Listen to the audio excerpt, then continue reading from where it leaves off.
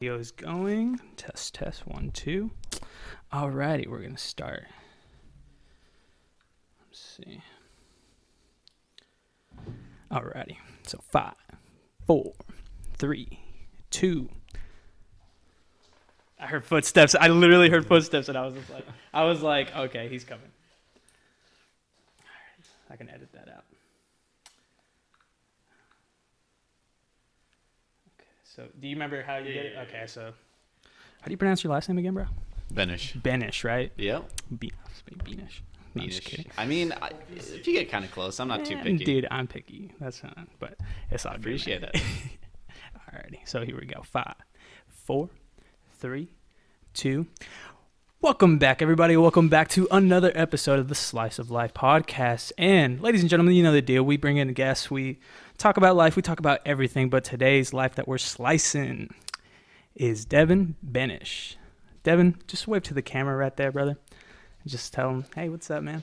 How's it going, guys? Yeah, usually, dude, this is what I do. I ask, we'll get to like what you do, you know, what are your hobbies, everything like that, and the reason why I wanted you on the podcast. But dude, how are you, bro? How are you in 2020?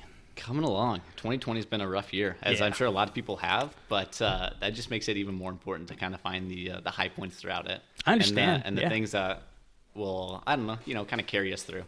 But I got you, man. There's a lot of negativity around it with people that are kind of writing it off, but I don't know, it still has a lot of potential. Which, I mean, I'm sure you've seen too as well, 100%. Doing the podcast throughout this time. I mean, yes. It's given a ton of people a great opportunity to kind of rethink life and kind of what they want to do and what they want to pursue, which is really, really cool. Right.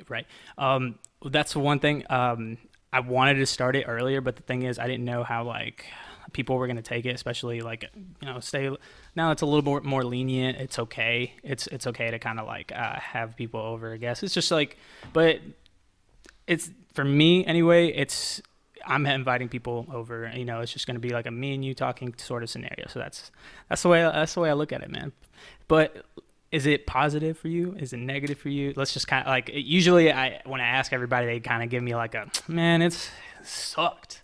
And then the other people are like, you know what? You can actually like pinpoint things, but if you can like literally summarize it with that. Yeah, no, I would say overall it's been good. Okay. That's good. I think so. All right, that's good, brother. That's good. Well, dude, thanks for coming on, man. I'm gonna cheers you right now, brother. Cause I'm excited to be here, dude. Thanks, man. The first thing, I'm impressed with the mustache, dude. I really am. I really appreciate that you appreciate the mustache. I mean, for the listeners, and if you haven't seen Johnny in a while, which I haven't. I don't know if he's been working on it or what, but really impressed. Usually, because I had a longer beard, so like I just pushed it down. That's what it is. Yeah, so like literally, I just picked it up and I just did that, and then I shaved like the rest of it. Not really. It's just like kind of like that 5 o'clock shadow shit. That's all right, though. I'm impressed, dude. Appreciate it, man. Appreciate it. But bro, how did we met? Where it was at Chase's, right? It was over there. I think so. And I think you were part of the photography group, right?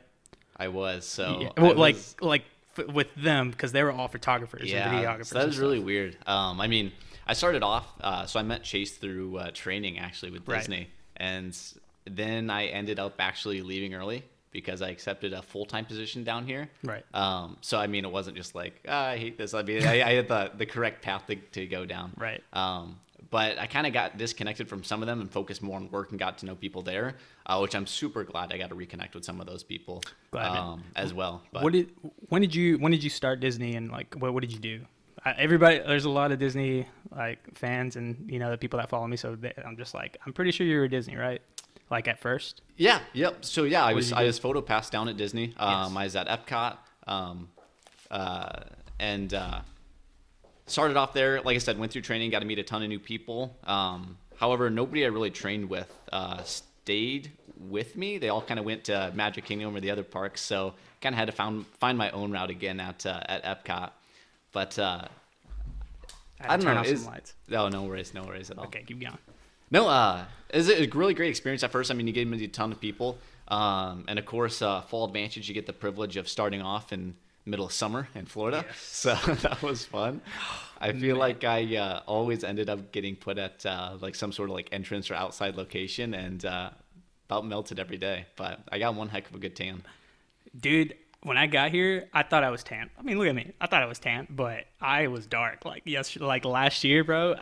Dude, I was in parking, so I was Man. outside, man. It was just crazy, man. That heat kind of like gets to me, but the long hours out there, just in those shoes, and you're just in the like concrete and cement. I'm just like, You're baking out there. I'm baking, bro. I'm baking.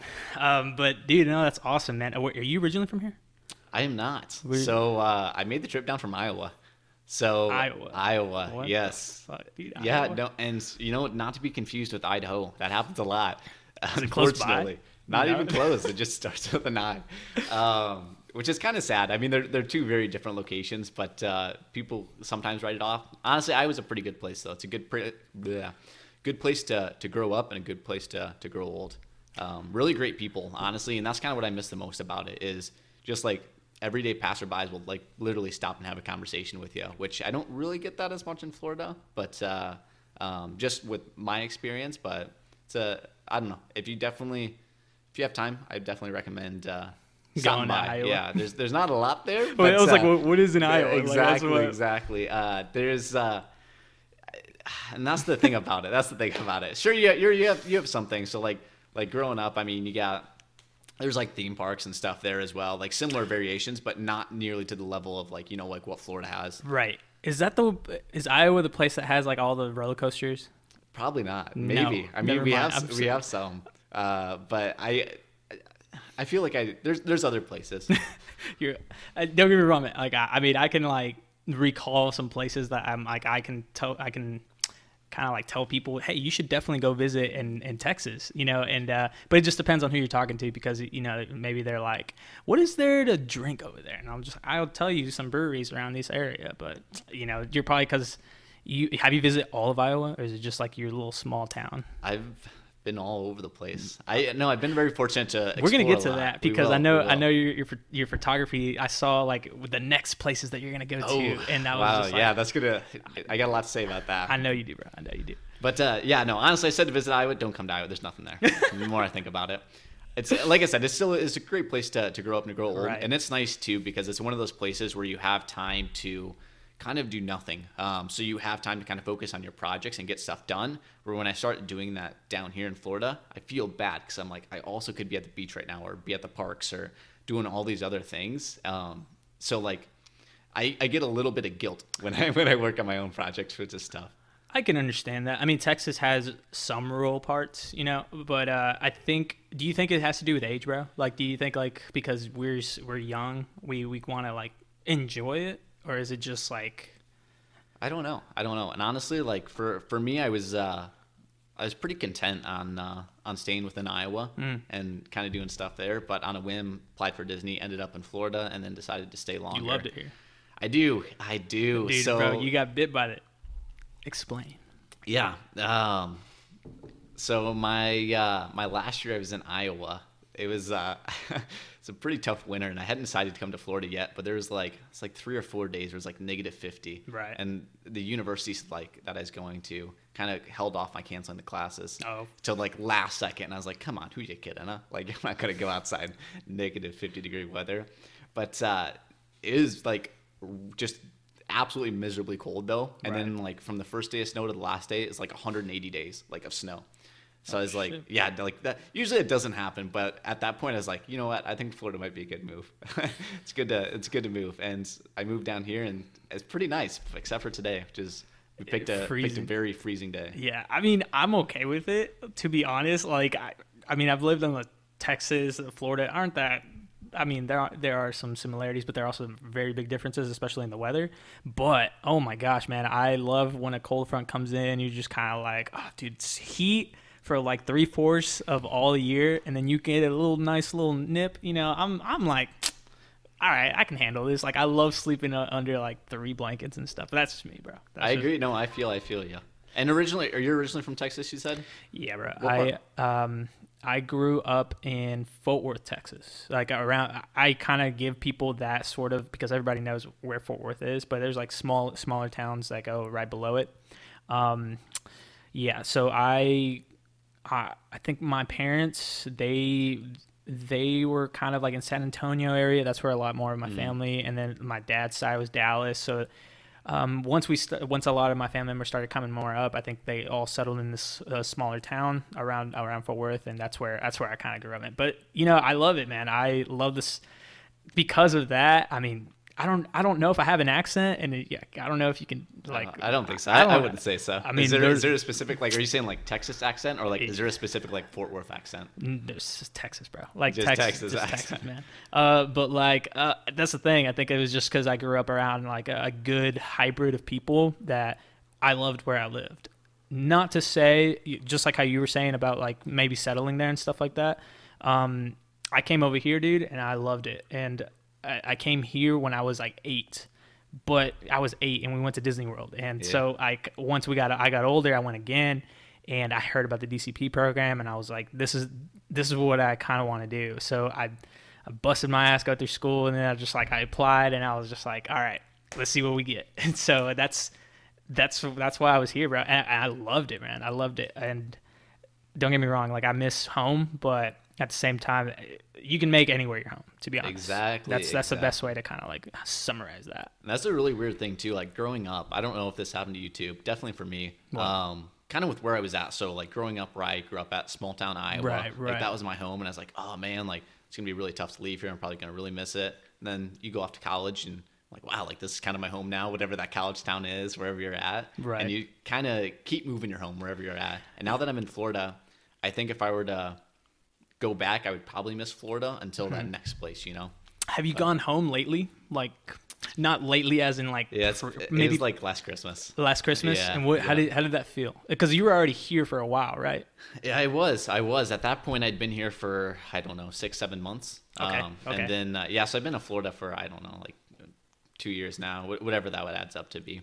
But, it's kind of weird. It was exciting at first to see family and stuff, but it got up to a point to where, I mean, since none of my stuff was there, like, right. I just kind of was ready to head back. Right. Because especially if we have family members coming over, it gets to the point where it's just like, all right, there's like a couple days where it's just like me and my parents, and there's like really nothing to do at that point. Like we had done a lot of stuff already. So it's just kind of weird. And I felt like I was wasting time. And the tough part is I don't ever like really wasting time. I'm like, if I get in a spot to where I have like time available, I want to be doing something, creating something, whatever it is. But yeah, but when I first met you, you had this, how would you say, kind of like not hyperactivity, but it's just like you feel like I need to keep doing things. Like I need to keep doing things, and I thrive off people like that. My best friend is just like that, and he was just like, yeah, dude, let's go do this, and I'm just like, all right, let's do it. Yeah. And so, but that's so energy based, like, and I love it, especially because I think even like when I started realizing I was like that too, I think I liked the move to a bigger city. Does that make sense? Yeah, no, and I think no, for sure. And I mean, there's so much more to do when you're in those bigger cities, and you can keep doing things. Yes. And then that kind of question gets me kind of going back to the age thing. I was like, when you get older, I don't think you're gonna want to do any of that shit.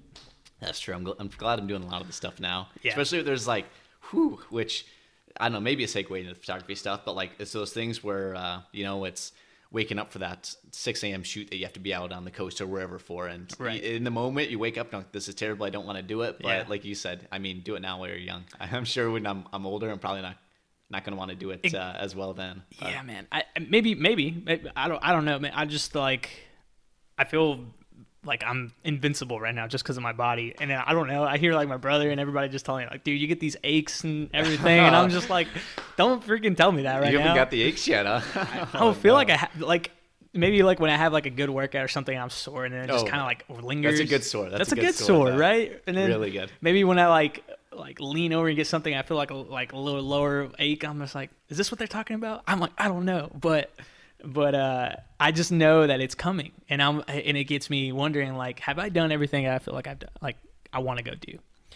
And this is what kind of like really inspired me, especially because whenever I saw a lot of your photography and stuff, and you just kind of like go to all these places, and it looked like you started with Star Wars, like it looked like you started with like Galaxy's Edge and everything, like you were just taking pictures and stuff like that, and then kind of like grows into like this nature going to places sort of thing. Am I wrong? Like kind of. So I started off with just kind of I at first was like taking just photos down here in Florida. Photos, yeah. I started off with actually just Disney stuff, like in the parks doing different things. Like everybody. In the area. Like, it's just like everybody does it, man. And then I realized I didn't really have like kind of a cohesive theme to them. There's a bunch of random things. Right. And I've noticed on Instagram, you have to create some sort of a theme, some sort of a color scheme, whatever it may be to kind of keep. I guess you don't have to do that. For me, I like to do that though. I feel like you're not wrong though. To be honest, and most of your pictures have that same theming, like sort of dim around the edges, sort of like very, I don't know, it's just very a lot of things are looking, yeah, bro. a lot of wow, I appreciate it. Yeah, no, for real. A lot of the things are really brown. Yeah, so like the colors, is that what you were so like going the for? colors, you kind of break them down. It's not necessarily what I was going for, but what I ended up getting and kind of realizing like, all right, this is kind of my color scheme now. Right.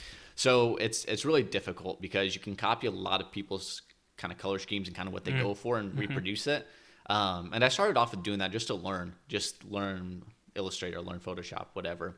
But then as you go through that, you kind of develop your own. Whether you like it or not, you can kind of tweak it a little bit, but it's still kind of you in its sense. So I started off with doing nature stuff. So I was actually hitting up like all the zoos in Florida. I did that first because I was like, this is something to do. And it was like, Not Disney. This is why I'm still working at Disney. So I was like, they give you a day here and there. I mean, I couldn't plan anything. So it was like last minute, like, all right, I guess I'll go here and do this. Yeah. And that was kind of where I was like, you know what, maybe I kind of want to do this a little bit more.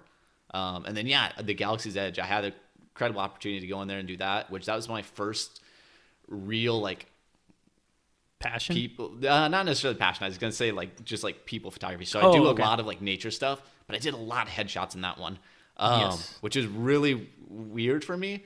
So, I can generally start up conversation pretty easily with people. But like that one, like kind of segueing it into a photo, like I don't know. I just had to think about it a little differently, and it was uncomfortable at first, but got used to it and realized I didn't really want to do more portrait type photography. Right. And decided to just go more in nature. Okay. When I was like looking at him and stuff like that, did you always feel like this was going to be your stuff? Like you were good at? That's a tough part. So I've been debating. I don't think I'm actually. I mean, I asked like Chase and I asked all of this. I'm asking you the same thing. So Yeah, I was like, I wanted to see what you said. I don't think I'm good. I don't know. I feel like an imposter with my photography. Like I don't. 11,000 followers? Yeah, Bullshit. for now. I've really been thinking about actually deleting that one as well.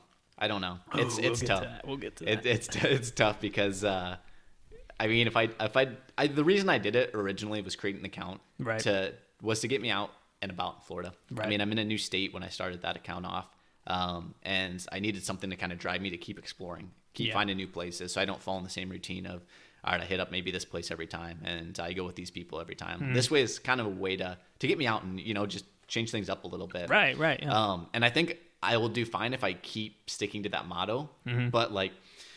It's tough because there's so much that goes into the account. Like right now I got out of posting schedules. So I used to post like 2 times a week, whatever. And I was building up, like I was checking the analytics is looking good. I was consistently growing on it. And then I started posting like once a week, and then I'd skip a week. And now like, I don't know, it's bad because like the algorithm will feed like my photo only out to like a very small portion of my followers, which really, really hurts.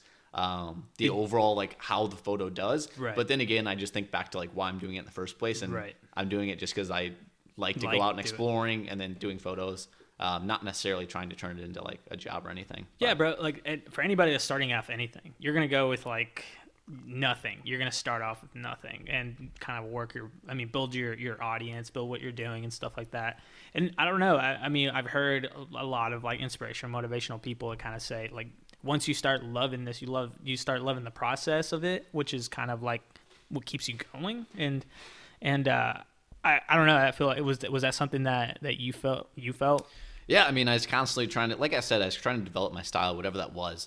So every time I would edit, I'd spend like, and I still do this, unfortunately. I spend like an hour on a photo, if not more, which is terrible. Which that's not terrible. I'm sure. Like, what do you mean? What do you mean? Like take time? Like, what do you do specifically? You just kind of like Photoshop, edit, and kind of like do all So that I mean, stuff? I bring in my photo into Lightroom initially, and everyone has their different. Like talking with other photographers, everyone's got their own setup on what exactly they do. And some claim one way will be the right way, one way will be the wrong way, whatever. What I do, I usually bring it into Lightroom, do basic color correction type stuff, get it to kind of where I want, and it sounds simple enough, but that usually takes like a long time to actually get it there. to exactly what you want. Exactly what you want. Yeah, and then I mean you can bring it over to Photoshop and clean it up if you got extra stuff in the background, whatever. And that on top of it, which most of my photos I usually do both. So like some of the photos that I've like posted have like a ton of people in them or something. I'll like spend like 2 hours like cleaning out all the people out of the photo, which is, I'm sure people probably wouldn't care too much unless it's like really evident, but it's one of those kind of pet peeve things. I guess it's like a perfectionist thing, maybe. Could you say that? Possibly. Possibly. Maybe. Maybe. I don't know. I mean, I'm not a photographer. I'm just kind of a guy in front of the camera. Neither am I. Seriously. The fuck up, bro. Dude, I know it's tough. I'm telling you, I don't see myself as a photographer. Yeah, like you kind of like didn't think you were gonna do something like that, and you started doing it. It's like, oh shit, people like what I'm doing. What the hell? Okay, I guess I'll still keep doing it. And that got you to start your own account, and then your secondary account, and then you ended up deleting your first account, which I don't know why. You can kind of time on that, and that was kind of the transitioning to what is it? Is it social media in general? Is it the algorithm is just not working? Is it what is it, man? Like I feel like there's a story in there, and I want to take it out. Yeah, I think a lot of it just stems from just spending too much time on social media. Like I'm sure most of us can probably agree at one point or another, or maybe still do, spend a lot of time on social media. And I just wanted to focus on what was in front of me at the time. So my personal account, I really wasn't posting to that much. And I don't know what I wanted to do with it really. And that was just like all of the close friends I had on that, and it wasn't really kind of geared towards like promoting anything. So it's just me posting whatever, which like I don't post that often, so you don't have to like go far too back to see like the stuff I was posting like when I was like in like middle school. So you have like those so like 15 photos, and boop, that's it. It's exactly, like 2013 is the date on it. Exactly. And some of it's probably a little bit embarrassing, but the best part is you posted at one point, so you thought it was really good at one point. I haven't deleted, which is really. I haven't deleted anything. That's good. Bro. That's good. Don't delete anything. I'm not gonna do it. I'm not gonna do it. But no, yeah. The reason I want to get rid of it though is, like I said, for job 2, I was like managing at the time. I was managing like 2 other like Instagram accounts. It's just a whole lot of social media, and it's like I don't want to do all this. So you don't want to put your whole like energy on this. Yeah, like I don't want to spend like 2 hours a day in social media. Like I want to spend like 15 minutes tops, like if that. And I had to make a lot of adjustments. So the first, I wiped out Instagram personal account, kept the photography one for now. Hopefully I'll still keep it. Not sure what I want to do with it yet though. Facebook, kept Facebook because just for the reason, like, you know, you always have like that relative that'll hit you up that you only commute with. I knew you were going. I was just going to say family. That's the and like a handful of other things. Like every once in a while there'll be some sort of like Facebook event like that people will do, and like I might get a text about it, like, oh yeah, we're doing this. But like I don't have like I get like minimal information. I'm like, oh yeah, where's it at? And then like I get that back. Oh, okay, where's this at? Like whatever. So it's just easier a lot of times on Facebook. But I removed it off my phone, which helps. So like I check Facebook like once a week now. Wow. Which is weird. Do you have determinate, like you have what is it called, where you just don't force, I don't know what I'm saying, but like you can just easily stray away from it is what I'm trying to say. I mean, sometimes it's tough, but I keep myself pretty busy though, which helps a lot of times because I don't necessarily think about it. I feel like if you're sitting there doing nothing, we're just really used to like, all right, I'll check my phone, I'm not doing anything. And I just like try to transition my body over to actually like just thinking about stuff or enjoying what's around me at the time instead of checking my phone. Do you feel like it's hindered certain things in your life?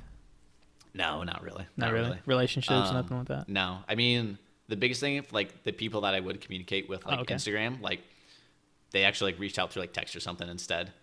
So you actually kind of see like who kind of really matters in your life with that too, with who actually reaches out, which is really cool. Yeah, like it either gives you a call or something like, wait, did you delete like your Instagram or whatever? And yeah, I did. Like, how do you know that? I did that like yesterday. Like what?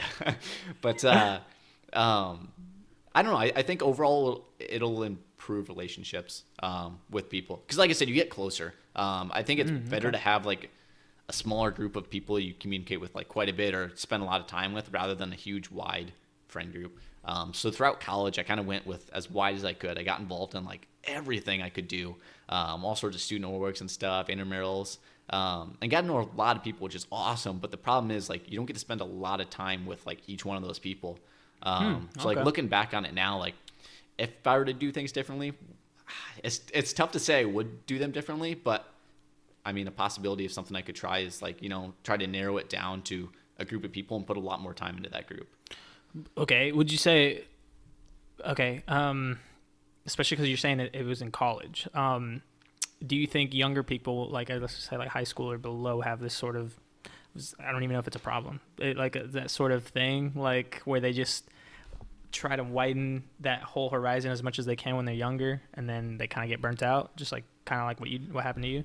Maybe. I think it's a possibility. And it's tough too because they're going to be interacting more with social media and just interacting people differently than what we did growing up. I know we were kind of like on the forefront of social media coming through, and kind of got hopped into it, but like going into it before, like if I went into it and it was already all kind of established, I mean, I think all my like friendships and stuff would be way different, vastly different. And again, how would they be different? I have no idea, but it'd be a different interaction going through. Yeah. Dude, I feel like you're being very modest to yourself too, because what I'm saying, like when you're saying you're not good at photography, I look at them, they're pretty good. Like it's tough.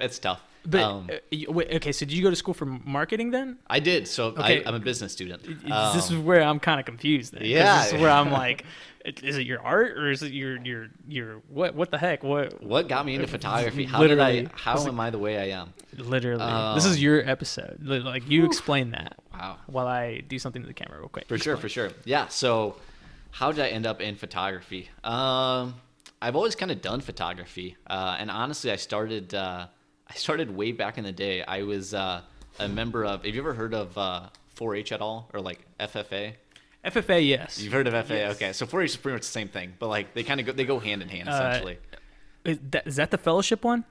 Or is that the farming? It's farmers. Yeah. So yeah. Yeah, it was like there was FFA. Yeah, there was like fellowship something, and I was like, "Is that the one he's talking about?" I think I know what you're talking about, the fellowship one, but no, it's I'm not that. The farmers one. Gotcha. One. Okay. So 4-H is pretty much the same thing as the Future Farmers of America is the FFA. Yes. I wasn't involved in that. I was involved in 4-H, but that's kind of what pushed me to start doing photography. Okay. If I didn't do that, I probably wouldn't have done photography. So that is, and again, this is like growing up throughout like middle school, like high school, so I was pretty young. But they had like different photography type stuff you could enter in, compete in, whatever. Just kind of get your boots on the ground, which is kind of weird because some farmers think you're like, oh, you're also showing cattle and things like that too. Yeah, I had a lot of friends that did that, man. It's a weird. I feel thing. like it's huge in Texas, bro. It's gotta be huge. It is huge, man. It's huge. And I mean, like they started them off young. Like they had like in middle school, they had like these little programs and stuff, but it didn't get serious until like you went through ag and all these other sort of classes that you had to take in high school, and that's they like role model you all the way to your college years, bro. And I kid you not, I walk into one of their classes, man, and I see plaques of like winning, like I don't know, our school, we're just really country based. I don't know, from where I was from, so there's just people that love that sort of thing. I wouldn't say I can understand why, but I never got into it. So that was you. I mean, in the moment, I hated it. It's terrible. But like looking back, it taught me a lot of good like life lessons, like especially like raising animals and stuff. I mean, it kind of humbles you a little bit, and it teaches you a lot of just good traits to have that a lot of people don't normally get. And you get kind of the right away, you get kind of that hard working trait too, because I mean, depending on what you have, sometimes it kicks your butt. Like I got a lot of sympathy for people who have or like grew up on like a dairy farm to where like they're like milking cows like twice a day and like once in like 6 in the morning or 5 in the morning they're getting up to do it. And I'm like, that sounds terrible. I don't know I'd ever do that. But that's where I started the photography at though. It started there. Yeah. Okay. So then what, you were just taking pictures of whatever you taking pictures of whatever. And again, you're kind of framing it up. You have to talk with judges about why you took it, that sort of thing. And again, this is going way back to the beginning where I started. And from there, I mean, that's where I got my start. I took a few classes throughout high school that were like photography based. They didn't really help a lot other than that, like they kept me taking pictures. Right. The big ones would have been like Photoshop, Illustrator, like learning like the Adobe Cloud. Yeah. I mean, that was like way more important to me throughout high school than the photography. So I kind of put photography on kind of the back burner. Went throughout college and just kind of did, I got a camera and just kind of did like freelance stuff. So I do like headshots, do headshots for companies, whatever. some real estate stuff as well. It's pretty much how you get known as a photographer, right? Just Yeah, doing yeah. a lot of freelance. Yeah, but I've never wanted to do it as a job, and even now, I would say I would never You want don't to do wanna it do as a it? job. Never. Man, I give Chase and Justin and like that little group props. They're 'cause good. They're good at it, though. They're They're very good at it. Yeah. Very good at it. For me to get to their level would take a lot of work. I couldn't do it. But yeah, I started off with that stuff, and honestly, like, I'm glad I stuck with it because most of my jobs I've gotten, Right. like, something that's helped a lot is that I like knew photography and like could do photos.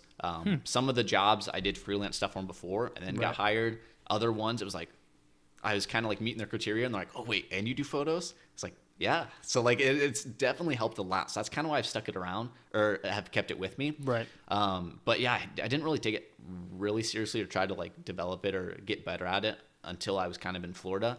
And I'm at the point now, right? Like I say, I'm kind of an imposter because I think I've peaked. I don't think I can get like I'm sure I could get better if I put more time into it, but it's one of those things. I'm telling you, I got too many interests to where I want to put time into other things. Oh yeah, like what? And I've been teaching myself how to like 3D model right now.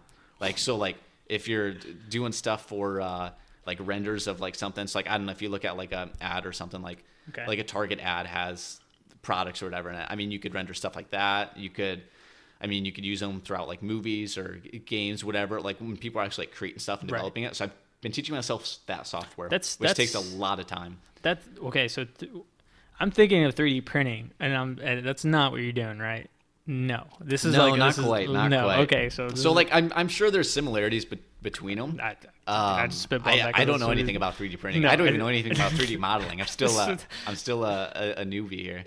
So is this like animation? Is this what you're kind of saying? You could do animation out of it for sure. But anyways, I'm just teaching myself the programs just so I know it. Again, it's why I don't know. Why do I put myself through this? It's terrible. Bro, I think you love the process. I do. Honestly, I do. But I'm getting at the point where I'm getting a little bit more comfortable. The worst part was when I first opened up the program. And I'm using Blender right now, which is it's just a really good modeling software, but it's free to use. Where a lot of the other ones like Maya or I don't even know what else they use, but like a lot of those are like pretty expensive to get. So you have to be pretty much employed or like super into it for the other ones. So like Blender works perfect for me. But like first time opening it up, like I'm used to like Photoshop and Illustrator, and I swear there's like 10 times or 15 times the amount of tools just like available on like the home screen, like different buttons and stuff and toolbars and I was completely lost. And I was like, I figured out like how like just like a little bit of the basics, and I was like, all right, I can't do this. It's like shut it down, like uninstalled it, and like again brought it back. It's like, all right, I actually need to like figure out how to do this and go through the process. But it's stuff like that I get involved with that I enjoy doing a little bit more. It seems like you're like a fixer-upper, bro. Like you like it's like engineering stuff. You know what I mean? I really do like engineering stuff. Like how did I get that? I don't know. I love like CAD programs and stuff. Just making stuff and just getting stuff to work. But sort of the I guess you could say like the jack of all trades, but like master of none. You know? Right. Like, but that's more gritty too. Like I'm not saying like I respect people that can build things from like nothing. Like any engineer that can just literally specifying some sort of like mechanical engineer, computer engineer, like anything like that. I'm just like, you're literally creating something, and it's insane. And I'm like, is that your end goal or something? Like, I feel like everybody has like that. What is my end goal? I don't even know. I've been asking myself this question a lot lately. What do I want to do with my life? You know, where do I want to go? I don't know. I want to have some sort of a legacy. I'm most happy. Yeah, most happy to when I'm like actually like building something, when I'm creating an end product, whatever that is. Like if, like for example, if I'm doing a job or I'm doing some sort of service, I'm not going to be that satisfied. I'm going to probably go home and like hate work. Like, oh, that sucks. But if I can have like an end product at the end of the day or something, or end of the week or end of the month, end of the year, whatever it is, be like, yeah, I made this and I did this and this and this and like did this part. Like I would love that. However, I probably should have gone into engineering. Now that I'm like saying this, I kind of realized that. However, I don't think I could do the engineering mindset too, because I like business. I like doing like face-to-face stuff as well, rather than, I mean, it's not all on computer, but I'm sure a good portion of engineering probably is. Like a person-to-person sort of relationship instead of like computer kind of doing it. Yeah, and you can make a lot more money, I'm sure too. Like the B2Bs and the whatever I don't know the terminology to all that stuff. I literally got out of that. Just got into marketing side of it. I don't know, man. That's the reason why I was like, do I see myself this way? But see, this is why I asked. It's because I feel like we're both sort of have similarities towards the end goal, but different ways to go about it. You know, because I see myself as a service for people. Like I can do. This is why I love working at the parks, or I love being that sort of role. You know what I mean? Hence, also like talking to people. That's a big thing. I started realizing I like doing and good at. But let's just say, do you feel like that was always a thing for you, like when growing up, or was that you just felt like there was something? Because I don't know. This is why I'm asking, bro. Like, no, was it like a learned thing? You just felt like, I was just like, yeah, I just want to build that. I'm gonna build this. Cause it's like therapeutic. You're like a therapist. I'm gonna have to pay you after I leave here for the session. That's what it is. No. So I'm gonna learn something about myself I didn't know. Bro, dude, we're good friends. I was just like, I'm like, hey, bro, come on. Yeah, that's a good question, and I think a lot of it. I mean, my parents are always pretty supportive. So growing up on a farm, right? Thankfully, we built a lot of things, and just made sure that they're like good quality things that would work. Right. And I think a lot of it stems from that. Where if I didn't grow up in that atmosphere, where we have a problem, we need to build something to fix it, I don't know if I'd be like I am today. Is it like a nature or nurture sort of thing? I think is what like you could probably kind of relate it to. Exactly. The more I think about it, I think that might be it, kind of the start of it. And I'm trying to think other situations to where I kind of would have been put into that sort of category. But honestly, like I said, like throughout college, like all the organizations I was involved in, they're very, very service based though. I mean, one, I worked at the admissions office. I led a group of what they call is essentially ambassadors for like the universities. So like they're doing tours on campus. They're exactly. You're the hype guys for the school. Exactly. And like, I love that and like big fan of it. And again, with that too, oh my gosh, like I love it. But like at the end of the day, I'd be so burned out.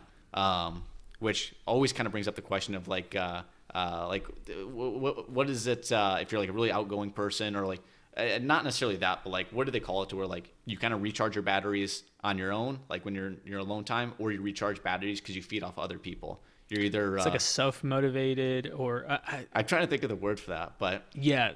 Anyways, we'll come up with that later. But I bring that question up quite a bit because for me, I'd always have to like recharge my batteries when I do those sort of like service things. So I enjoy doing them, but in the like now that I'm looking at it now, I was just better suited to like kind of build things and then to work in smaller teams when needed.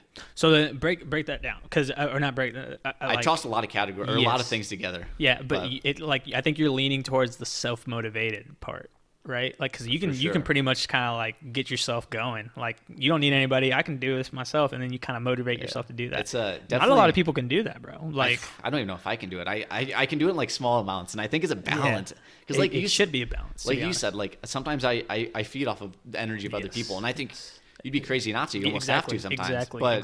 It's if I get too much of that though, which what I was referencing with the ambassador thing. I mean, sometimes you just got to take a little step away and just kind of recharge the batteries before I keep doing more of that. Right. But, no, man. I think that's a admirable thing to say, especially like because I think everybody we have this kind of like I have this connectivity to you, which kind of like.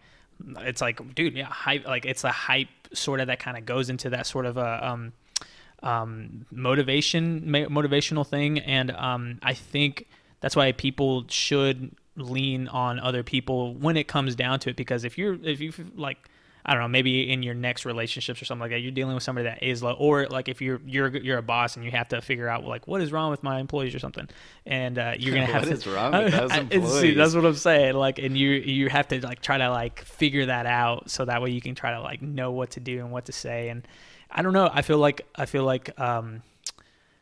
being really socially aware is a very key thing now, more than ever, with technology kind of like running its course right now, you know what I mean? And I feel like everybody needs to have a social awareness to themselves, but be socially aware to everybody else. Yeah. Do you agree or no? I think so. And I think a lot of this, like even look at like, I think what kind of relates to this quite a bit, look at like COVID. Like when it first started, everyone kind of socially distanced for a couple months. And that was like really weird. Like I think the first time like I met you was like one of the first times I was like back out in a group of people, because I think it was like it's like, I don't know, like earlier in the spring or whatever, whenever we came off of that lockdown. But I was like, dude, I haven't interacted with anyone in a while. Like, it was weird, right? What do I do? Like, I need to really learn stuff. Like, I wasn't used to it. And like, I remember there was one point, I think I was talking to you, and like, I hit a point where I was like, I don't know what to say now, which had never, like, that hasn't happened in years. And I was like, uh-oh, this is weird. I don't like this feeling. I'm not used to this. And like, luckily I can talk forever. Dude, that's good. That's good. But I had like rebuild that up. I used to be like pretty good at that one point. And even now I'm still really, really bad at it. Or just from like just that little break. I kind of lost the touch, but no, bro. And I think it's okay. I'm not even like saying, like everything goes so fast paced that we tend to not value that sort of connectivity. And this is why I think technology does kind of like hinder a lot of relationships. I know you disagreed, but I was like, nah, sometimes it does, because it's so fast paced now. It's not, it's like that slowdown that you're talking about, that feeling that you got when you go home. I'm not saying maybe it's like just the town city thing. Maybe it is a technology thing. And it makes me think maybe this whole being away, distant from each other, is okay health wise, but not okay mentally wise. And so when I think about it that way, I'm like, whoa, like you're right. That little like kind of sort of scenario thing that I didn't even feel that, honestly. When me and you talked, I was like, nah, I could talk to you. Like, you seem pretty cool. Like, and then, but I felt like you also had your shit together. Oh, wow. Thank you. Yeah. That's also the reason why I was like, because you still had a job. Like, everybody else was kind of like, well, what the heck? And then you kind of like, oh, I got to wake up tomorrow. Bam, bam, bam. I got really lucky there. Yeah. Really lucky. Yeah. So like, I feel like that's a good thing for anybody. Like, it feels like you're purposeful. You know, does that make sense? Yeah, for sure. I mean, and again, that's why when you initially asked me the question of like, how's 2020 going? I was like, overall, pretty good. I mean, it could have gone a lot worse. So I'm pretty happy with what's happened. I'm very fortunate of the things that have happened. Right. I mean, I try to wake up every morning and just think like one thing, like I'm really, really just happy about or positive about, like, wow, I'm glad this is this way, whatever. Right. Just kind of something to start off the day. And true. Again, like you said, like that was one of those things. How do you feel about like COVID and everything? I don't know. I stay quiet on a lot of the things. I know you do. So a lot of like that's why I asked. A lot of like key issues is I don't necessarily pick a side. I'm sure I probably have an opinion about certain things or believe one thing or another. A lot of times if you bring it up, I mean, sometimes people just like come at you and like cut throat. And I'm like, whoa, geez, I don't even know about that. Like, I wasn't expecting that. But like with COVID, I don't know. Like for the biggest thing, a lot of people are really upset about like wearing masks, and I was like, it's a minor inconvenience. If we learn later down the road that doesn't help, okay, not a big deal. But I mean, like think back to like, it's really pre-COVID. I was thinking like further back. I'm thinking back to like World War II, where people had like ration food and gasoline and stuff. I was like, all right, we just have to wear a mask, like and like socially distance. That's not terrible. Like I know, man. Like other people have had it much worse. But I don't know. What's your opinion? I'm interested to hear what you think. With COVID or like for society, sure. World. So here's the thing, man. This is why I like talking on a podcast. It gives you more depth than just a straight shortcut answer, and that's how we're going. And I don't like it. So this is why I like it this way.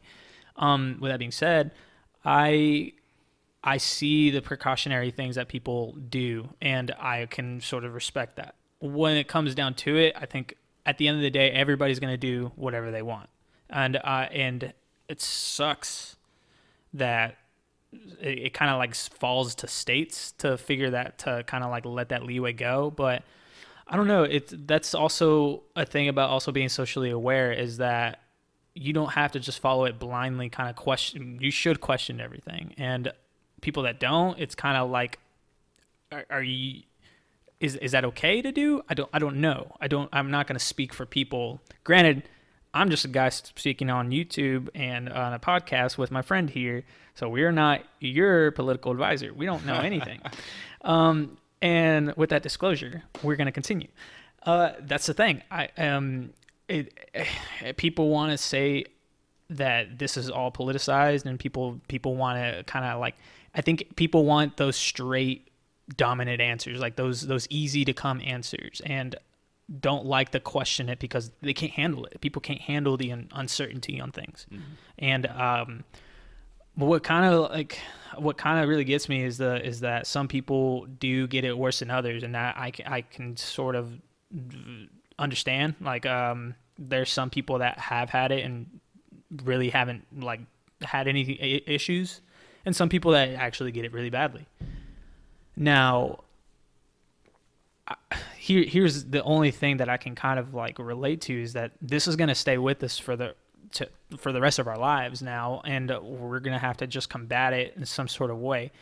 What gets me is that we don't, you can say it's like the mass social media press isn't going to talk about taking care of yourself, taking care of the independent Devin or Johnny, you know, like what can you do personally to make sure you have at least way to kind of combat this. And with that being said, I just kind of go back to your health, your fitness, what you do mentally to make sure you're okay. And that's sort of the accumulation that I've gotten to, where I'm like I think I'm in a good place to say that if it does hit me, I think I can combat it a little easier. But that's still a stretch, because people are going to take that out of context and then say like, oh, you don't care about everybody. I'm like, no, I do. But it's just, what I'm saying is there's a reason why people are either just fatigued and just see the way that people are communicating that are leaning on one side and are leaning on the other. They're both sort of wrong. And that's also the reason why, like, politically, I'm not one or the other. I'm just kind of like, y'all both are saying something really different, and then y'all kind of catch yourselves in the rut, or social media catches you guys. And I'm just kind of like, damn, that sucks. And you know, that's how I can kind of conclude thinking for yourself, really. And so that's the reason why I like this podcast, because people bring other perspectives. It gives me other rational reasoning and results. And so with that, I can kind of like, I can see where you're coming from. That's the way I kind of.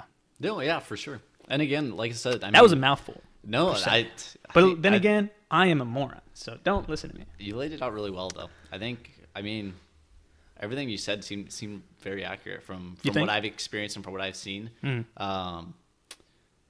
I don't know, my experience, I'm just careful, because I've had a lot of people that are, I mean, within my family or even distant family and stuff that have gone through it. And some are, I mean, nothing happens, doing it perfectly fine. Other ones hospitalized. Literally. So I'm just careful with, you know, my actions if I am around any of those people, which thankfully being in Florida, not even close to any of them right now. Yeah, man. Yeah. For all the ones back home. But yeah, like I said, I don't really have like a really hard opinion. Some people get very into what everyone should be doing. And I think there is value in having people who have kind of that mindset. Right. Hopefully they'll maybe get people on track or together. But also at the same time, it's very easy to overreact with some of those things and take it to a new extreme. Yeah, man. And that's in anything. Like, it doesn't even have to, like, we just spoke on a COVID thing, and everybody has a right to kind of say whatever they want to it. But at the same time, it's kind of like, to not ask questions. That's really the mass core of everything. It's kind of like, well, what did that person do to get into this situation, or vice versa? Like, you know, you got to look at it from every angle that you can. And it's so hard right now. It's very hard because of social media and I guess overly pursuing one thing and saying that's the only thing, you know?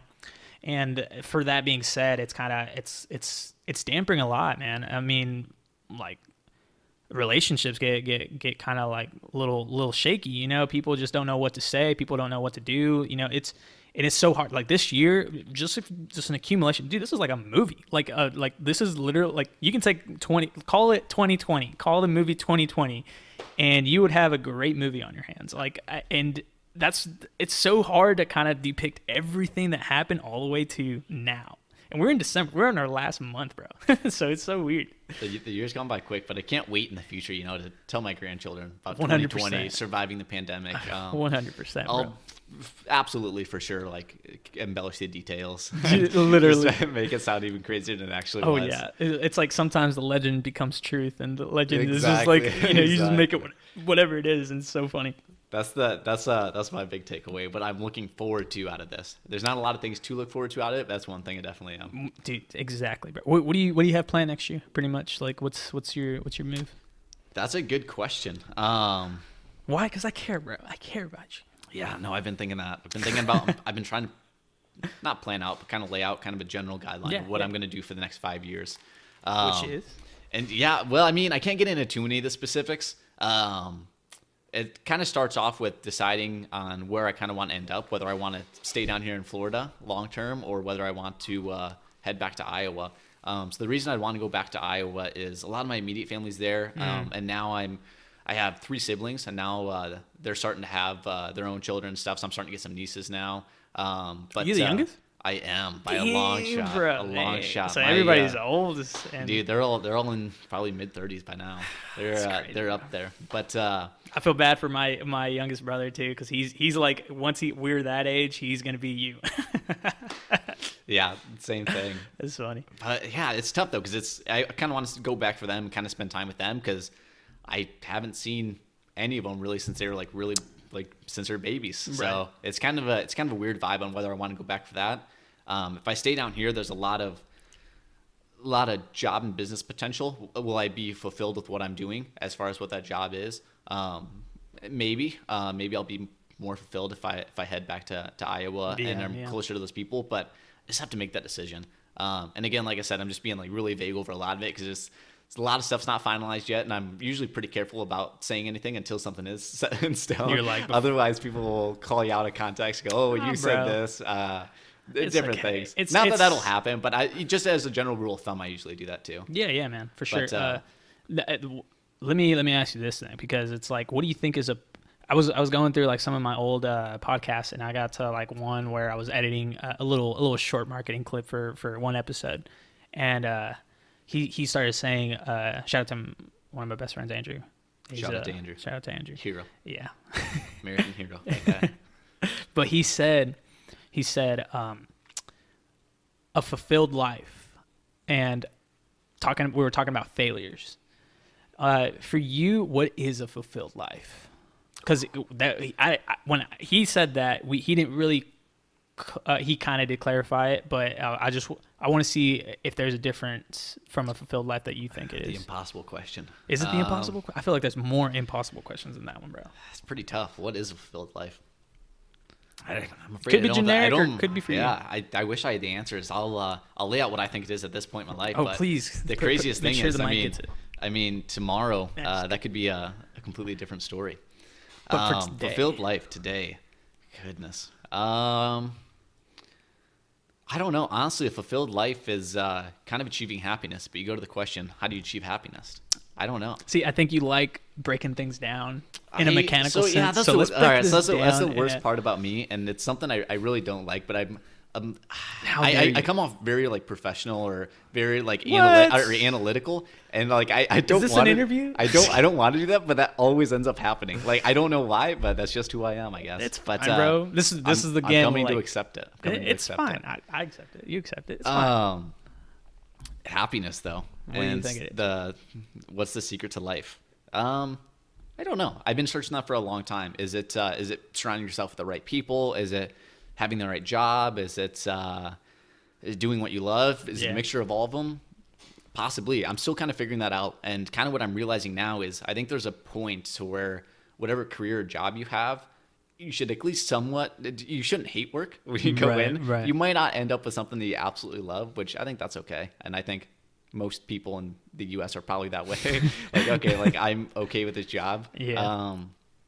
I think that helps a lot, because I don't think you can truly be happy if you don't have some sort of a good foundation, like a good financial foundation. And again, that's not necessarily making a ton of money, but that's hey, I don't have to worry about how am I paying for rent next month, because that adds on a lot of extra stress. The kind of exactly that sense of feeling, and how much stress is okay to have a happy life, or to whatever you're kind of pursuing there. I don't know how much that is, but I think taking it down as much as you can't hurt. As far as like friends and family, that balance, I mean, that's what I was talking about earlier. I think it's better to have a tighter knit group of people. I think you're going to be happier in the long run and more fulfilled. But again, who am I? Yeah, I have no right to talk on the subject. I know. But I give my opinion. But then again, I'm sure somebody else will go, no, that's not how you do it. You do it this way. But bro, this is my. You're gonna have kids, and you're gonna explain to them what you're kind of explaining to me. You're fine. Yeah, bro. possible. Hopefully that'll happen. But yeah, I don't know. Like I said, I think some sort of a job that I'm somewhat happy in. Hopefully a family if things go well. But then again, as I'm going throughout all this too, not really pinned down. I realized like nothing really goes according to plan, and if it does, like it's a pretty rare thing that happens. So you gotta be very adaptive and just kind of go with a lot of things. Right. And again, not being like a pushover or anything. Like when I say go with a lot of things, but like be pretty comfortable with stuff happens. Try to take, and again, I know sometimes I'll struggle with that too. Like if it's like last second, like change of plans and I've already got everything planned out, I'm like, okay, come on, I gotta like rework some of the stuff, which I think a lot of people are probably in that boat. But what do you think is the kind of that key to happpiness? Dude, I love that you ask questions, man. I love that. Well, I'm curious. I'm curious, and sometimes it's tough. I'm sure there's questions that I'll ask that listeners already heard you talk about. But that's the thing. I will answer as best as I can. Like, and that's I don't try to stray away from it. I don't know. I'm like, what I think is where I'm at. So ask me again, because I was like, yeah. I mean, and again, I kind of changed your initial question. No, I changed it to what's the key to happiness? How do you be happy? Oh man, I had this conversation with Chase, and Chase, dude, me and Chase, I didn't think we had a lot of similarities, and then we literally found out more after the podcast, and we're like, dang it, dude, we should have talked about that too. And we're like, crap, next one. Yeah, we're just like, podcast number 2. Yeah. So, bro, I think once you understand this balance between your mental, your physical, and your, I guess, what kind of drives you, what kind of really is this driver, because I think we need problems that need solutions. And I think that's what kind of gives you this purpose of like who you are. Does that make sense? Yeah, for sure. With that being said, the physicality of where I think that's kind of like the first thing that I kind of, you should eyeball, because that is your energy driver. That's your battery. It's your battery life. So, it was, dude, a long time ago. I think I was talking to you about that we were talking to Casey about fasting and stuff like that. And how, yeah, absolutely. And I think taking care of your physical sense, it says a lot. Says a lot about it. And Chase brought up this one thing that I think resonated with me, because I didn't say it, and I always thought it, but I was like, oh, then it does make sense. That if you want to look at yourself and present yourself to somebody, whether it's a girl, whatever, it's a job, whatever, it's like, it's that first initial look that they look at you, and you kind of have this sort of weight to you.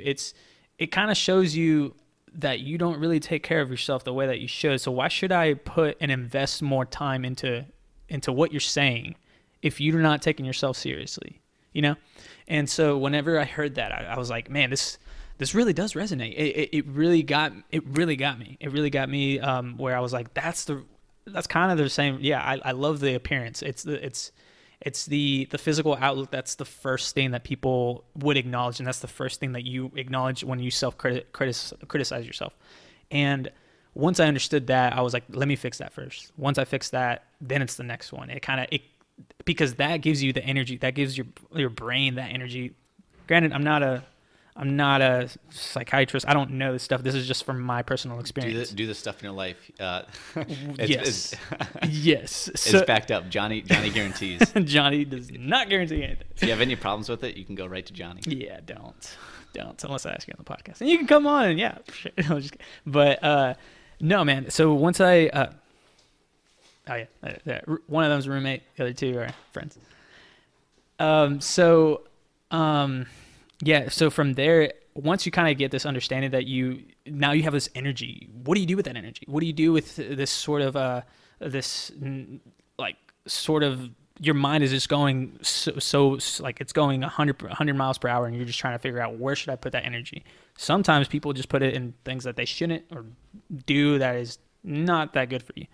And from there, I think that's where you start having to look for things that you think are this is part of the whole risk and safety thing. It's like, it's okay to have a little risk and go see what you're actually good at. Once you start figuring that out, it kind of gives you a little bit of a kind of like a motivational driver, and that could be other people or that could be you, just how we went back to that. So I think all of those things kind of like accumulate what happiness is.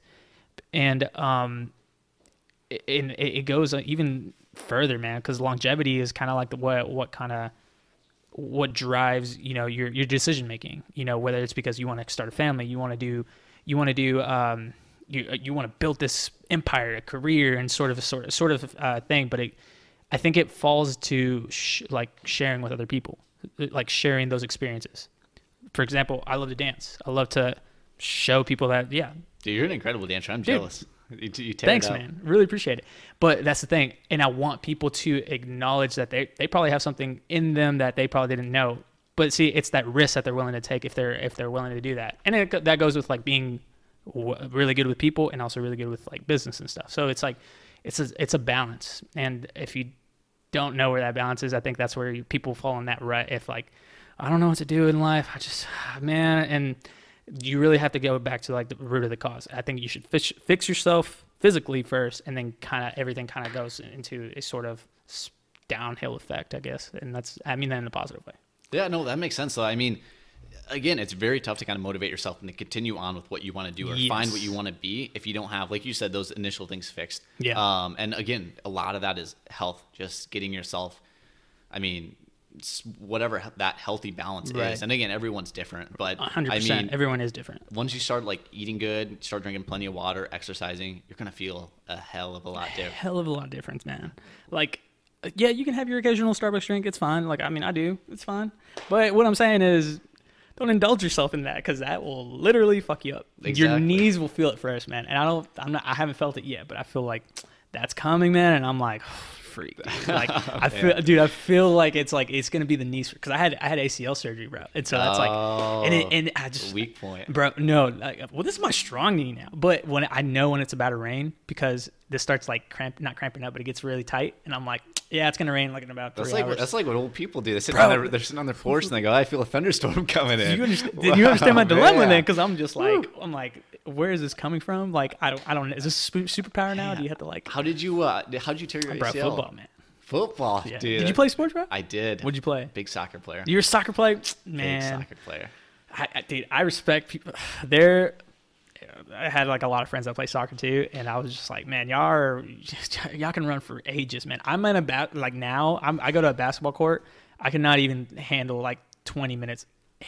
Y'all handle like more than 2 hours just like going back and forth around the field. That was back in the day. I go up steps now and I'm like toast. And I spent a lot of time too, like trying to stay active. Like stay active. Exactly. I say I brought back running in 2020. I was doing, which is probably terrible. I'm sure it's going to rip up. There's probably better cardio stuff I could do, but I really do enjoy running. It allows me to, it's a personal battle. And again, maybe that's why it went great with soccer, but it allows you to kind of, think about things within your life. 100%. Push yourself even further. You're not necessarily competing with somebody, and competing with somebody or against somebody is also really good to do as well. But you need a little bit of both too. Please elaborate on that, because so what I'm saying is everybody needs a Joker to their Batman sort of fiasco sort of thing. It's like a driver. It's a competition thing. Exactly. Well, you were even mentioned earlier before like motivating yourself. Right. And I was like, I'm probably terrible at that. And to an extent, I think everyone can motivate themselves a little bit, can push that up. And again, I'm sure some people are really good at it as well. Right. However, though, if you have, like you said, that Joker to that Batman, you're being pushed to get better and better, yes. Or at least you should be, hopefully, if it's a good, healthy competition. This is a comic book thing, like like I'm not saying like you need a bat for maybe, I don't know. Just even competition. It'll push you to be better. Right. And a lot of that I learned. Kind of a side tangent on just an interesting story. Growing up too, I was big into soccer, of course, and I did a lot of soccer. But there's like a couple of years I got really big into paintball. Dude, I have a friend, Christian, dude. Dude, he tells me to go. Have you gone to like some of them here? No, never here. It's Dude, always we and need to like go. the ones here are crazy. We need to go. Yeah, we need to go. All right, at some point we will. I'm probably really bad. I haven't done it in a long time, so we're perfect. We're right on the same pace. I remember, I'd play a lot, and I got like a whole bunch of gear and stuff. Was really into it. It was really enjoyable to play with like just like a decent group of people to hop in, whether it's your friends or sometimes they'd put you with like, for like bigger games, they'd put you with a couple other groups. The games I'd really hate were the games where like, it was like really good people. Like, and I hated playing it, but like my brother was like really big into it. He's like, he got on like a team and he came down to like Florida for like nationals and stuff. Like, and I was like, what the heck? He's big into paintball. But that was his thing. And now he's an old man. So he did that for a couple of years and then kind of beat up his body. He's like, all right, I'm moving on to other stuff now. Done, man. Yeah, probably for the best. But you want my equipment, you can have it. Seriously. But he'd always tell me to kind of really focus on those games where you're playing against the better people, learn from them. Because if you're not playing against better people, how do you expect to get better yourself? Right.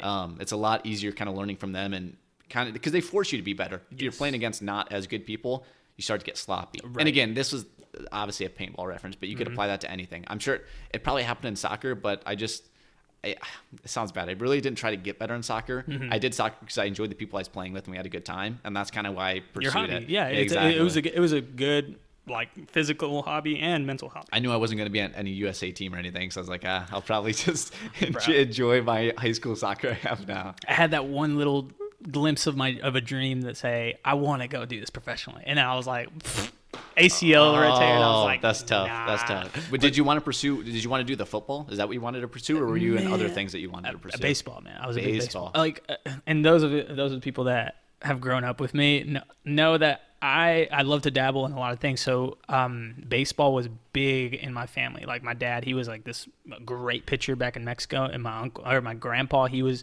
this great like baseball player himself back in Mexico. And it's just cool little story. Like I mean, there was even a chance that my dad could have gone to like really good teams in Mexico, and so that lived on. And so he wanted to like share that with my brother, and my brother was the one that kind of like he was so good, man. My older brother Hector, he was so good at it, and he was my motivation. He was the reason why I wanted to get into it. And I got into it when I was young, and dude, I see these like videos of me like right there in the pitcher's mound and just pretending like I was like right there, and I was just like I spit, and then like dude, this little 4-year-old me, bro. And I think I realized I loved baseball. I loved baseball early on, and for anybody that gets into like any sort of sport or anything, like when they're young, they keep loving that later on. And that's true. That's very good point. Yeah. And so so later on in life, that's whenever he was older than me. He was like 4 years older than me, so he got into the ropes a lot quicker than I did. But I think it was around like 10 or 11. The people that I surrounded myself with loved football too, and so I was like, you know what? I think I want to play football. And I think I quit baseball for a bit, and I should have kept going with it, man, because I grew up with a group of people that loved baseball. We all kind of grew up around the same group, same team, and then I kind of like strayed away and played football. And I was good in football, dude. And once I got into middle school, it was like there was 2 middle schools, and we would like, which middle school is the best? And I was like the best in one school, and then my friend Reggie, he was the best in the other school, and then we were both trying to figure out like who comes on top. Yeah, the rivalry. Like, but bro, no, like bro, it was the rivalry, man. But like 7th grade, we had him, and that Wheat Middle School did, and it's 8th grade Smith Middle School did, and so he was Smith, and I was just like, man, dude, this sucks. Like, but in high school, that's when we all come together, and in high school, we start realizing like what your strengths are, who's the group that you're gonna kind of like surround yourself with. What is your calling? Like, are you more of a running back? Are you more of a receiver? Are you more defense? And that's when coaches start really looking at you and stuff like that. And luckily, everybody in my small town knows the baseball is huge, man, huge. And we had our coach, man. They went to state a bunch of times. When I was a freshman, my school went to state and lost. God, Texas State would be crazy, bro. That'd man, be tough. It's for football and baseball, bro. Like, it was crazy. And but everybody in the town, dude, would gather together for baseball. But we also, we had this old tradition because we have this old stadium, one of the oldest stadiums ever. It's called The Rock, and it was used. The Rock? Yeah, it's called Oh, The Rock. man. Right? I love it. No, right? And it was an old Confederate. Dude, it's a landmark now. But it was used in World War or Civil War times. Really? Yes, it's surreal, bro. old. It's really old, bro. And so we were the first school. I think I'm totally paraphrasing, but I think we were the first school in Texas to win the World Series, the Texas State champs. And Oh, really? Yeah. Like when they first started back in 19. Your school was the first one. Yeah. So bro, I know. So that kind of lived on, but we still have that same stadium. So it was a traditional thing. And so once baseball started coming up, and shout out to Coach Taylor, man, that dude pushed me mentally so much, bro. I kid you not, he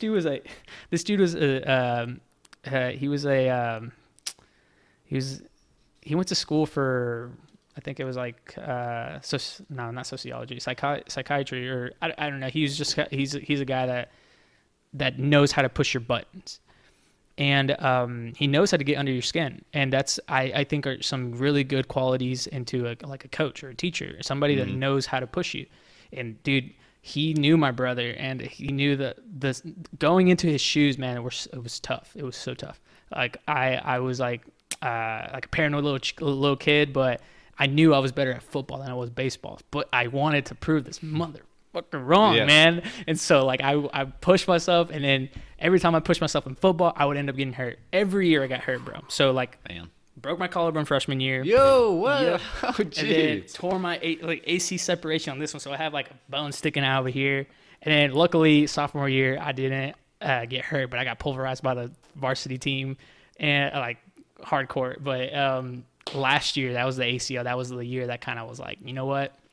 Hanging up the cleats, bro. Hanging it up. What year would that have been? Was that your junior year, senior year, or? No, that's senior year, bro. Senior year, the final year. Last game against the previous Texas State champs, and they were in our district, and they literally we held our own. We at least scored double digits, other than all the other teams, bro.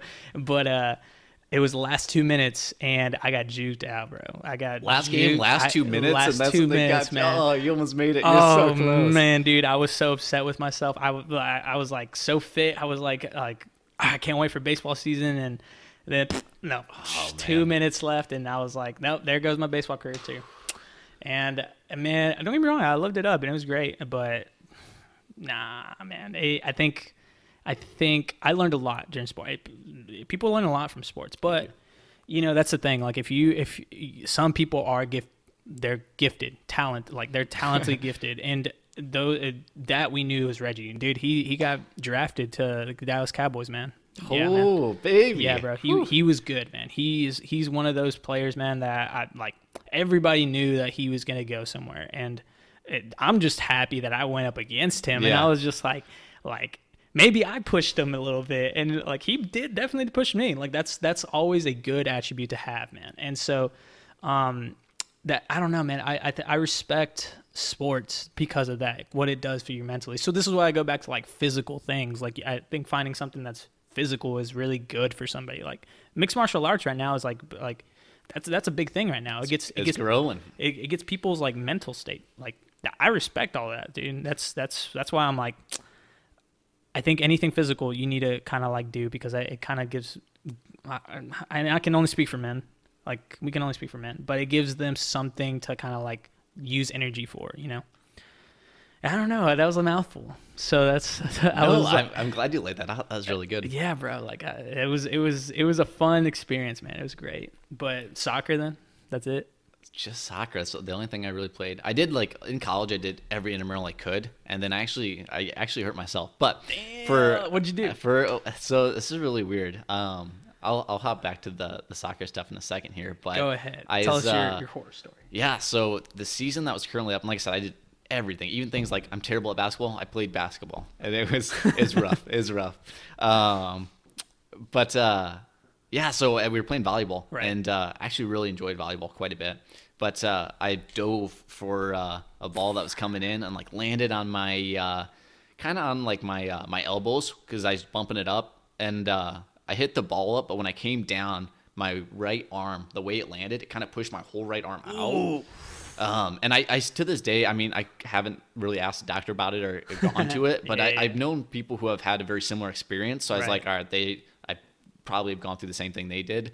But yeah, so like now times like whenever I do like certain arm sports, like for example, if I was doing like tennis and I did a big outer swing with my arm and extended it all the way out, it would kind of like I say like it would like pop. It doesn't really pop, but like you reach a point to then like you just get like a shock of like pain and your whole arm just goes limp. Yes. And again, I don't know exactly what that would be at all, and I haven't looked into it. So basically, I kind of found that I can't do like big arm extension sports like that, and it didn't help too because it happened like right in volleyball this season for that, but I was also in like a couple other ones intramurals. But the very next day we did every semester they do like a one day intramural called Canoe Battleship. And dude, that sounds cool, dude. So in the pool, you get a team of it's like 4 people per canoe, and you have to sink the other people's canoes. So the way you sink them is they give you these buckets, and you have to fill the buckets up with water and like dump it in their canoe as you're going by them. So like cool. You're also trying to like sail your canoe, I guess, around.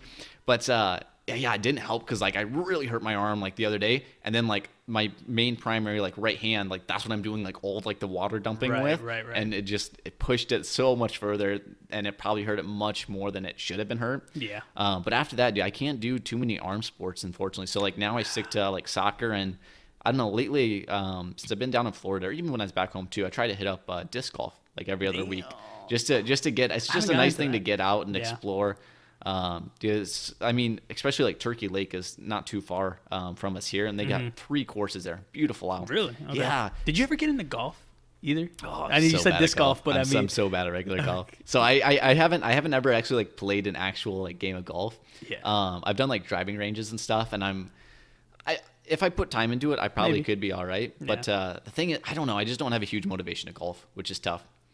Especially for like the business world too. Like I remember in school they always have golf outings like with like companies. It's like, yeah, I'm not going. I'll go through the traditional channels. Why can't they have like soccer outings or something? Yeah, like, exactly. That's so funny. But yeah, no, I like I said, I wish I was much better at golf than that. But yeah, no, that's where I kind of hurt the arm at, which is really, really tough. But yeah, all throughout, kind of jumping back to where we were at before, I always just played soccer. My kind of growing up too, my parents said, choose one thing and kind of focus on that and not stray from it. Like you said, what you kind of start out with is usually what you end up sticking with or enjoying the most. Right. There's a lot of things I wish I would have gotten into baseball. I think I would have enjoyed it a lot. Like now whenever sometimes I'll sub in to like a local team or something with like a friend's like, oh yeah, we need an extra person on our team. So bad at baseball. And every time I do it, like I'm almost like scared to play baseball now. Cause whether it's baseball or softball, whenever I play, somebody gets decked so hard. Like either like they like a really, really hard ball, like they get hit or something, like, and I'm like, oh man, like that could have been me, like if you're like, where, like that's what they would say, and like I'm not good enough to like if I'm infield, like if I'm outfield, if I get hit, that's gonna be my own damn fault. But like infield, I'm probably not fast enough and good enough to like catch it if they hit a zinger at you. But yeah, like it always happens, like. And I was like, I don't want to do that, which is really tough. Bro, I can understand that. People get so scared. I mean, I used to hate the feeling of the ball like hitting me right there in the thing, but I don't know. It's just like a accumulated taste sort of thing. Like once you kind of get the feeling of it, once you kind of like wear it, and you're like you just get tough, and it's just like a mental toughness sort of thing. And I don't know. I love that baseball is. I was gonna say it's so hard to cheat. But you know, with the recent scandals and everything like that, I can't even say that. True. But it's a very you have a lot of focus game. put on you. Yes, man. It's a mental thing too. Yeah. But I don't know, man. I love that, and I'm just glad that you're even like you're physical there, like you're physical there too. Like you know, I can kind of like move around in sort of this physical world, and that brings you to like paintball. That can bring you to like soccer. That can bring you anything. But at the end of the day, that's what just staying active. That's what really matters. Exactly. And it's a very good thing to realize too. Like, I know I'm not like a great athlete. I have like the competition, the drive, the motivation to try to win and to try to get better in those areas. But like I said, like with anything, like I'm still searching for that one thing I'm going to get really good at. I haven't found it yet. There's a lot of things that I can like do and do them decently well, but nothing that I'm really good at. And like within sports, I didn't really find that. So like I still did them because I enjoyed doing them, but I was like, I'm not going to be an outstanding soccer player or anything like that. Like, it's just not going to happen. But even if I put my mind to it, like you said, like there's some of those just like freak athletes who are so good and like very gifted. And it's like, all right, I'll leave it to you. I respect it a lot. It's like, I'll let you take the roast, man. I'm going to stay on the bench. That's what I'm going to do. Yeah. And it's just an honor playing with some of those people too, especially like, and you find ways around it too. I remember throughout soccer, there's a few players that were like, and again, they went off to do crazy things to play on like USA teams, whatever. Yeah. But like I like, especially in some of the drills, it's like one-on-one against them. I was like, I'm not going to lose this, but like, how can I like work my way around to this to maybe cheese out a win? And like just like finding like that is really enjoyable, and just getting the experiences to play with some of those people is incredible. Even if you actually get smoked or it don't even stand a chance. Matter, I mean, it's still a good experience, I think. That's good, man. That's good. Well, man.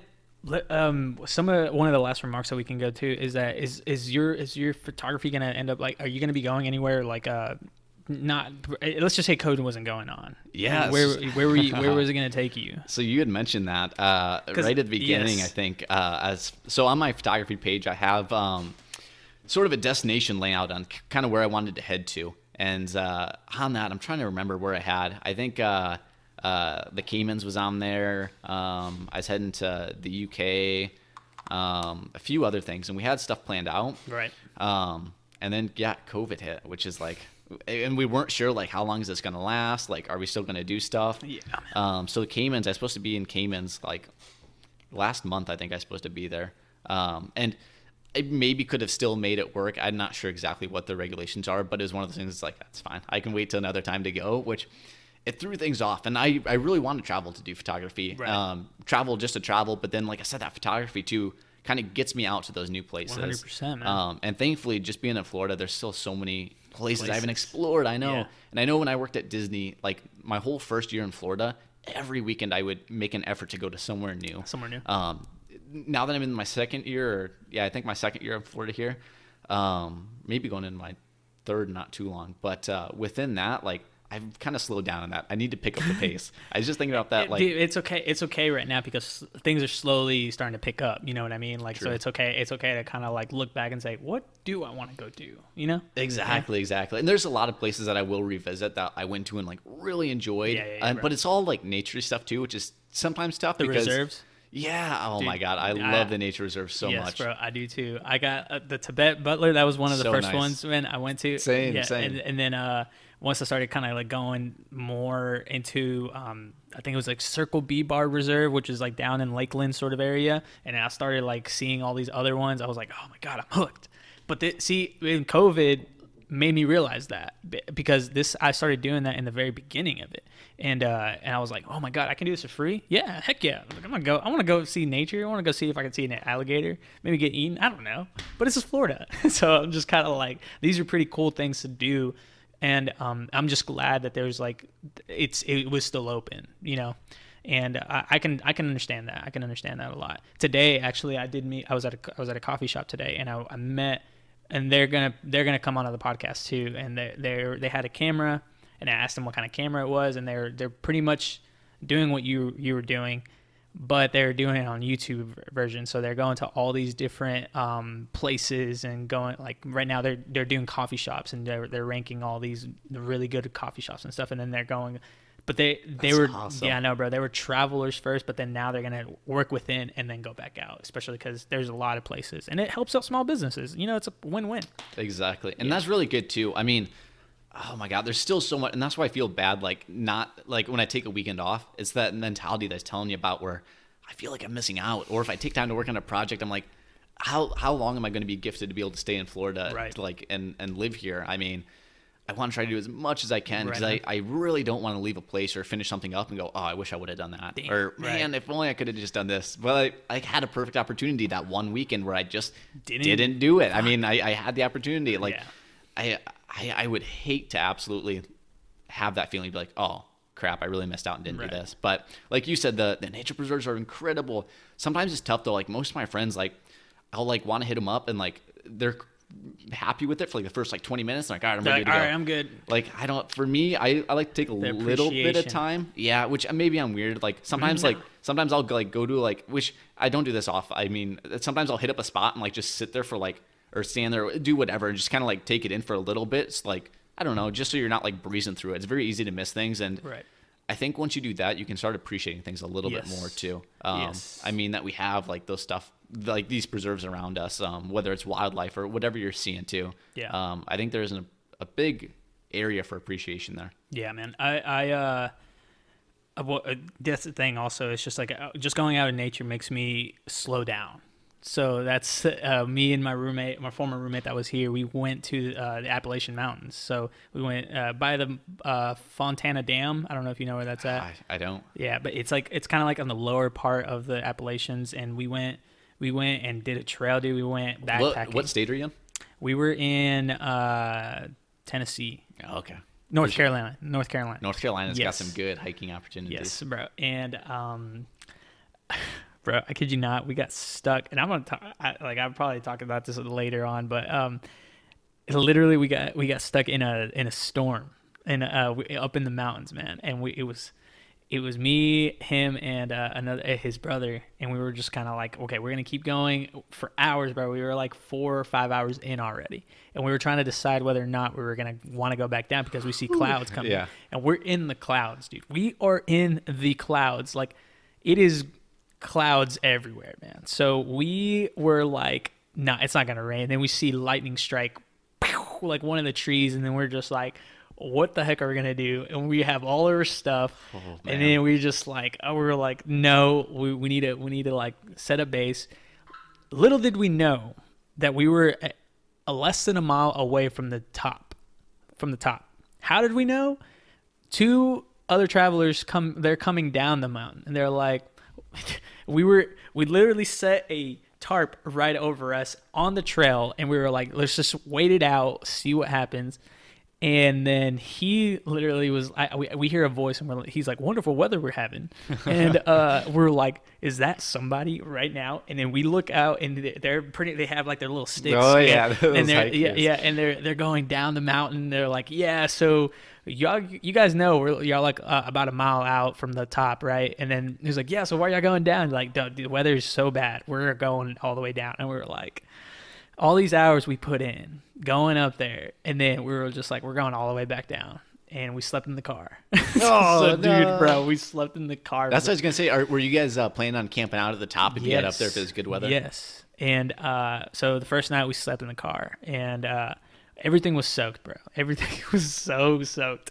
And that experience alone just literally, and I rolled my ankle like 4 times, man, going down. Oh, no. And dude, shout out to Justin, man, because this dude literally got my pack, and he's like, dude, you want me to wear it for a bit? And this dude literally lugged 2 backpacks, and like just so I can get my fucking my foot kind of like occupied again. But it was so slippery, dude, and it just rained. So then when I feel like, I was like, all right, give me my stuff back, I can handle it.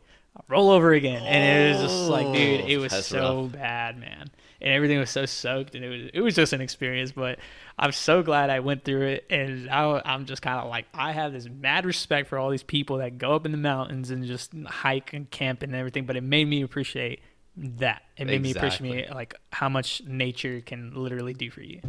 And I'm like, man, all this petty stuff right now that we're arguing about. And I'm like, you try to live on a mountain. Try to live on a mountain. Like, it's just crazy. And those people are crazy. Are you thinking about going hiking again on yes, a 100%, for sure, for sure? 100%. It's so addicting. How would you rather do it? Would you rather do it to where you like stay in town and then go out early in the morning, hike up to the location and come back, and then come back to the hotel or whatever? So, or would you rather go on kind of a trip to where you spend like, maybe like a week outside, just can't like tent camping or sleeping bag camping? So I go back to age, bro. So literally that sounds like something I can do right now as my age, but later on glamping sounds phenomenal. And I'm going to want to just take awesome pictures with my wife and my kids and just be like, come on, let's go, guys.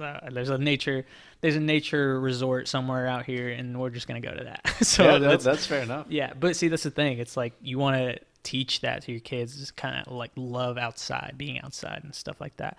And I think COVID did do that for me for a while. So we were just like, man, dude, let's just go. And it literally was addicting, man. I literally was like, I want to go to all these different like mountainous terrains and stuff like that. Like the Appalachians aren't the best looking ones. The Smoky Mountains aren't like kind of like the best ones. The best ones are like Yosemite, like Colorado. Yeah, you gotta and head all out west. Yeah, bro. So that literally drove me to kind of say, yeah, I'm gonna want to go do that.